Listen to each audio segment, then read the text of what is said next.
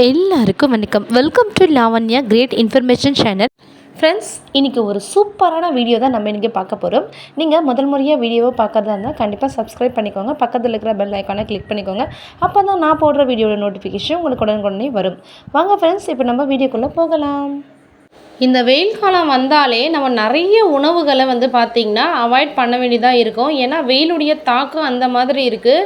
ஏப்ரல்லே பார்த்திங்கன்னா செம்ம வெயில் காயுது. இன்னும் கத்திரிலாம் ஸ்டார்ட் ஆகிட்டா எந்த மாதிரி இருக்குதுன்னு சொல்லிட்டு நம்மளால் எதிர்பார்க்கவே முடியல. ஸோ குழந்தைங்களெல்லாம் கொஞ்சம் சேஃப்டியாக பார்த்துக்கோங்க. இப்போ என்னென்ன நம்ம உணவுகளை கொஞ்சம் அவாய்ட் பண்ணால் நம்ம இந்த வெயிலில் சமாளிக்கலாம் அப்படின்றத பற்றி பார்க்கலாம். அதில் ஃபஸ்ட்டு பார்த்திங்கன்னா எண்ணெய் உணவுகள், அதாவது எண்ணெயில் பொரிக்கப்பட்ட உணவுகள். இந்த மாதிரி எண்ணெயில் பொரிக்கப்பட்ட உணவுகளை நம்ம கண்டிப்பாக அவாய்ட் பண்ணோம். ஏன்னா அது வெப்பத்தை அதிக அளவு நம்மளுக்கு உடம்புல ஏற்படுத்தும். செகண்ட் பார்த்திங்கன்னா இஞ்சி பூண்டு பேஸ்ட்டு அதிகமாக யூஸ் பண்ணுற ஃபுட்டை நம்ம அவாய்ட் பண்ணணும்.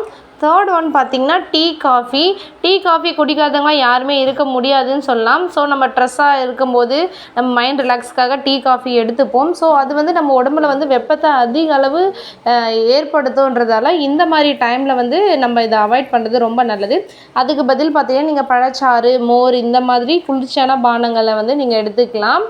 நெக்ஸ்ட் பார்த்திங்கன்னா அசைவ உணவுகளில் பார்த்திங்கன்னா பன்றி இறைச்சியை தவிர மற்ற எல்லாமே இந்த வெயில் சீசனுக்கு பார்த்திங்கன்னா ஹீட்டை கிளப்பி விட்ற மாதிரியான ஃபுட்டு தான். ஸோ இதெல்லாம் கொஞ்சம் நீங்கள் அவாய்ட் பண்ணிக்கோங்க.